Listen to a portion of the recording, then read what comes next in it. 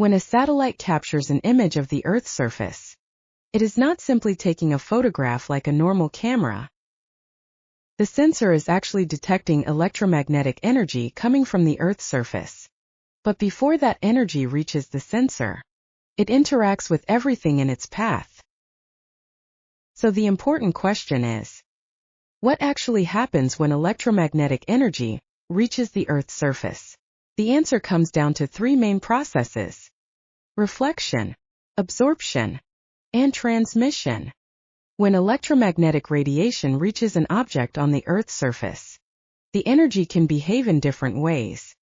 Some of it can be reflected back, some can be absorbed by the material, and some can pass through it. The proportion of each depends on the wavelength of the radiation and the physical and chemical properties of the material. This is why different surfaces produce different signals that remote sensing sensors can detect. Let's start with reflection. Reflection occurs when electromagnetic energy reaches a surface and is redirected, rather than being absorbed. This reflected energy is extremely important in remote sensing, because many sensors detect reflected radiation to identify and analyze surface features. The amount of energy reflected can vary significantly with wavelength. Reflection itself can occur in different ways. Specular reflection occurs when energy is reflected in a more organized direction from a relatively smooth surface, like sunlight reflecting from calm water. Diffuse reflection occurs when energy is scattered in many directions because of a rough or irregular surface. Most natural surfaces produce some combination of these behaviors, and the roughness of the surface can strongly influence the amount of energy detected by a sensor. The second process is absorption. When electromagnetic energy is absorbed by a material, that energy is taken up by the material and can be converted into other forms of energy, including heat. Different materials absorb different wavelengths more strongly than others. These wavelength-specific absorption patterns are extremely important because they help create the characteristic spectral signatures of materials. The third process is transmission. Transmission occurs when electromagnetic energy passes through a material instead of being reflected or absorbed. For example, some wavelengths can penetrate water to a certain depth. Similarly, vegetation can allow some radiation to pass through parts of its structure. The amount of transmission depends on the material, its thickness, and the wavelength of the radiation. So when energy reaches a surface, we can think of it as being divided among these processes. Reflected energy plus absorbed energy plus transmitted energy equals incoming energy. In a simplified situation where the material is opaque, there is essentially no transmission through the surface, and the energy is mainly divided between reflection and absorption. This energy balance helps us understand why different materials appear differently in remote sensing imagery. Here's the important part. The same material does not necessarily behave the same way across every wavelength.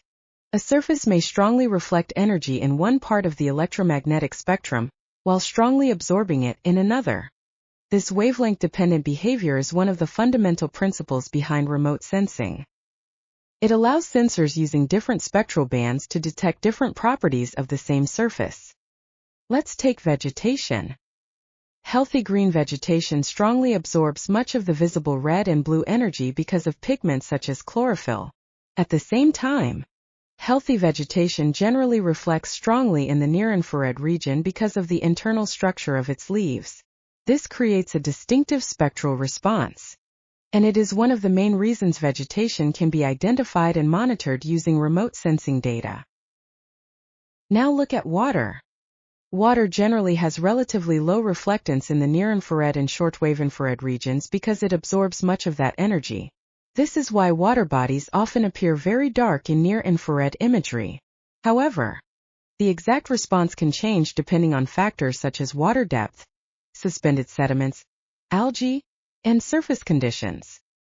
Soil also has its own characteristic interaction with electromagnetic energy. Soil reflectance can vary with moisture content, mineral composition, organic matter, texture, and surface roughness. In general, Soil reflectance often changes more gradually across wavelength compared with the strong vegetation pattern.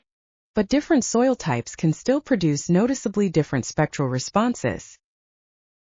Built-up surfaces such as concrete, asphalt, rooftops, and other construction materials also interact differently with electromagnetic energy. Their response depends heavily on the material's composition, surface condition, moisture, and roughness.